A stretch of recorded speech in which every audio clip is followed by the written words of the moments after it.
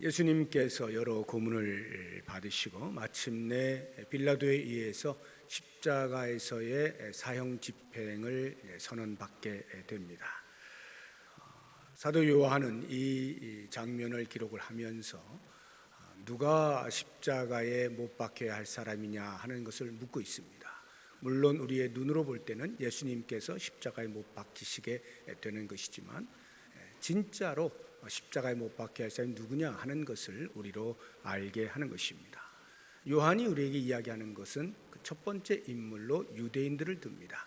유대교 지도자들을 비롯한 유대인들이 정작 십자가에 못 박혀 죽어야 할 사람들이다 하는 것을 이야기하고 있는데요. 이미 어제 말씀을 드린 것처럼 이들은 예수님을 빌라도에게 끌고 옵니다. 실제적으로 그들에겐 사형의 집행의 권한이 없었지만 선례적으로 보게 되어지면 스데반이라든지 또는 야고보 사도라든지 그들이 로마법을 무시한 채 그들 스스로 사형을 집행했던 그러한 불법적인 행위가 있었음에도 불구하고 굳이 예수님만은 로마법에 위탁한 이유가 그 예수님의 추종자들이 함부로 들고 일어나지 못하도록 밀란이 있지 않게 하기 위한 목적이었다라고 말씀을 드렸습니다. 뿐만 아니라 예수님을 정치범으로 몰아서 로마법 아래에 죽게 함으로써 공식적이고 객관적인 판결에 따른 결정이었다는 것을 공표하는 그러한 효과도 있어요. 뿐만 아니라 정작 그들이 두려워하였던 그들의 눈에 보기에 이단 예수 공동체의 발현을 원천적으로 봉쇄하겠다 하는 목적을 가지고 그들은 예수님을 로마법에 따라서 처형되도록 했던 것입니다. 이것이 얼마만큼 위선적인가 하는 것을 우리가 금방 알 수가 있죠. 사실 유대 종교 지도자들과 로마와는 좋은 관계가 아니죠. 반로 감정이 있잖아요. 이미 로마의 식민지 통치를 받고 있는 자들이고 자기들의 주권을 바르게 행사할 수 없는 사람들로서 로마의 좋은 감정을 가지고 있을 리가 없죠. 그럼에도 불구하고 마치 자기들이 로마 황제에 충성하는 사람들인 것처럼 그런 위선과 손을 잡으면서까지라도 예수님을 죽이려고 했던 것을 볼 수가 있습니다. 오늘 말씀 12절을 보시게 되면 이러함으로 빌라도가 예수를 놓으려 힘썼으나 유대인들이 소리질러 이르되 이 사람을 놓으면 가이사의 충신이 아니니이다. 빌라도에게 하는 말이에요. 무릇 자기를 왕이라 하는 자는 가이사를 반역하는 것입니다 해서 마치 가이사에게 충성하는 사람들인 것처럼 그렇게 표현을 하고 있는 거예요. 실제로 그런 표현이 있죠. 15절을 보시게 되면요, 그들이 소리 지르되 없이하소서 없이하소서 그를 십자가에 못 박게 하소서. 빌라도가 이르되 내가 너희 왕을 십자가에 못 박으랴. 대제사장들이 대답하되 그 뒤를 보시면 가이사 외에는 우리에게 왕이 없나이다. 이렇게까지 이야기를 하는 거예요. 여기에 이제 유대인들의 죄를 우리가 볼 수가 있는 것입니다. 가이사 외에 왕이 없다라고 말하였던 그들이 정말로 그렇게 이야기했을까요? 아니잖아요. 마음에도 없는 소리 아닙니까? 입에 발린 소리잖아요. 다만 예수님을 처형하기 위한 목적을 성취하기 위하여 마음에도 없는 소리를 하고 있었던 것이죠. 그런데 결과적으로는 어떻습니까? 그들의 그 소리가 자기들이 그토록 신봉하고 섬기던 영원한 왕 여호와 하나님을 버리고 로마 황제를 왕이라 칭하게 된 결과를 얻지 않습니까? 하나님을 버리고 로마 황제를 왕으로 선택한 꼴이 되어버린 거예요. 그들의 마음에는 없었다 할지라도, 본의가 아니었다 할지라도 그렇게 말함으로써 되어버린 거죠. 사실이 그렇잖아요. 그들은 비록 몰랐지만 예수님은 하나님의 아들로 이 땅에 오셨잖아요. 만왕의 왕이셨잖아요. 그런데 그 만왕의 왕을 무시하고 조롱하고 멸시하고 십자가에 못 박혀 죽게 만들어버렸잖아요. 하나님을 버리고 눈에 보이는 로마의 황제를 왕으로 섬기게 된 꼴이 되어버린 것. 다시 말하면 그들은 예수를 십자가에 못 박을 때 신성모독죄라 하여서 자기들의 결의를 하고 로마법에 위탁하여 죽이게 만들었지만 정작 신성모독을 범한 죄인은 예수님이 아니라 유대인들이었죠. 사도 요한은 그걸 말하고 싶은 거예요. 정말 십자가에 못 박혀 죽어야 할 사람이 누구냐? 유대 종교 지도자들 아니었느냐? 유대인들 아니었느냐? 이 말을 하고 있는 것이죠. 또 한 사람을 고발하고 있는데 그것은 빌라도입니다. 빌라도는요, 우리가 겉으로 이렇게 볼 때에는 예수님을 구명하기 위하여 상당히 노력을 한 사람으로 보입니다.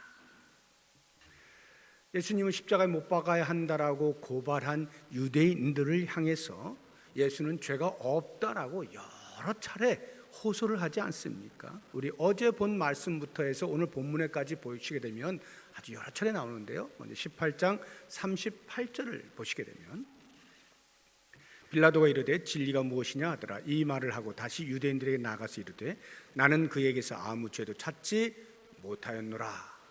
이렇게 말씀하죠.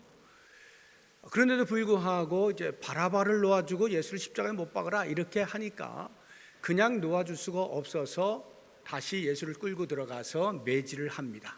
이 정도 하면 그들이 이제 놓아주라 하겠지 하고 매질을 하고 다시 그 사람들에게 예수를 데리고 나아가서 자, 이 사람이다. 어떻게 할래? 그러면서 하는 말이 나는 죄를 찾지 못하였다 말하거든요. 우리 19장 4절을 보겠습니다. 빌라도가 다시 밖에 나가 말하되 보라 이 사람을 데리고 너희에게 나오나니 이는 내가 그에게서 아무 죄도 찾지 못한 것을 너희로 알게 하려 함이로라. 두 번째 이야기를 하죠. 그런데도 계속 십자가에 못 박으러 이야기합니다.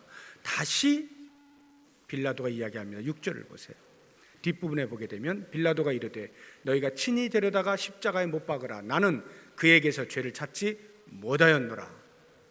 반복적으로 이야기합니다. 뿐만 아니라 12절을 보시게 되면 이러함으로 빌라도가 예수를 놓으려고 힘썼으나 빌라도는 예수님의 죄 없음을 알고 예수님을 방면하기 위하여 대단히 노력을 한 사람인 것을 볼 수가 있어요. 그 말의 의미는 지금 빌라도가 사형을 언도하게 되어진 것은 어쩔 수 없이 유대인들에 의하여 등 떠밀려서 할 수 없이 결정하게 된 것으로 측은하게 여길 수가 있는 대목이다 이 말이에요. 그런데도 불구하고 사도들이 기독교의 신앙의 고백을 위하여 신경을 만들 때 본디오 빌라도에게 고난을 받으사 십자가에 못 박혀 죽으시고 이렇게 명백하게 신경 안에 써놓은 이유가 무엇일까? 예수님이 죄 없다라고 말하면서 끝까지 살려고 애를 썼던 이 빌라도가 예수를 죽인 장본인이다 라고 말한 이유가 무엇일까? 우리는 이 빌라도에게서 어떠한 죄를 찾을 수가 있을까?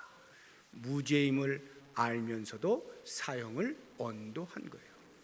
한편으로 볼 때는 무죄임을 알아서 끝까지 구명을 하려고 애를 쓴 것처럼 보입니다마는 또 다른 한편으로 보게 되면 그만큼이나 확신을 가지고 있었던 그 빌라도가 그 확신을 땅에 묻어버리죠. 양심을 버리죠. 그리고는 사형을 결국은 언도해버리지 않습니까?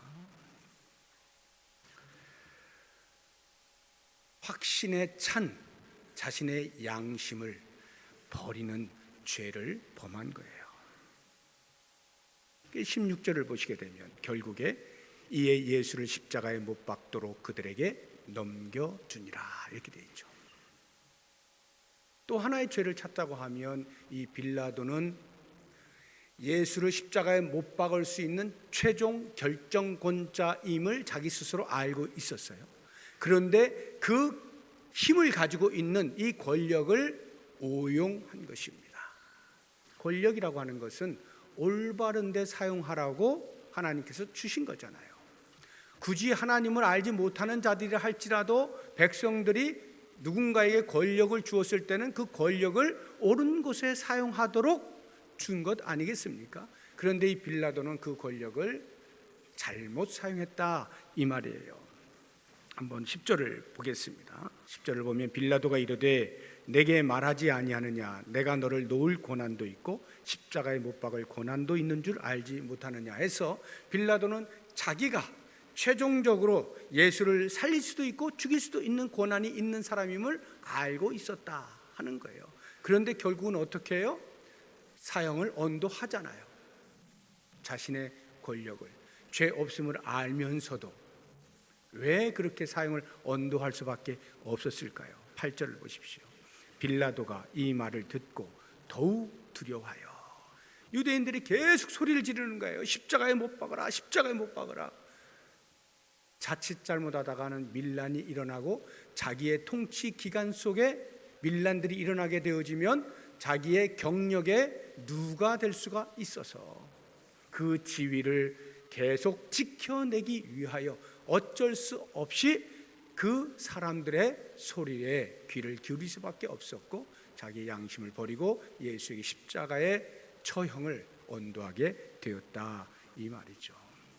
그러니까 십자가에 못 박혀야 할 사람은 정작 죄 없으신 예수님이 아니라 이 빌라도였음을 사도 요한이 우리에게 보여주고 있는 거예요. 그러면 이제 오늘 저는 거기에 한 걸음 더 나아가서 사도 요한이 그것으로 끝나고자 한 것이었을까 생각해 볼 때 아니라고 보입니다. 하나를 더 이야기를 하고 싶었을 거예요. 지금 사도 요한이 이 글을 쓰면서 독자들이 제발 이걸 알아줬으면 좋겠는데 라고 하는 것이 예수님이 죄가 있어서 십자가에 못 박히시는 것이 아니라 그 유대인들과 빌라도에 의해서 십자가에 못 박히게 되어진 것, 정작 십자가에 못 박혀야 할 사람들은 유대인들이고 빌라도다. 그러니 독자들아, 그 사실을 보고 분노해라. 그것 때문에 예수님의 억울하게 당하신 그 고통에 분노하고 함께 고통을 좀 느껴라, 슬퍼해라. 그것으로 다 말한 것일까요?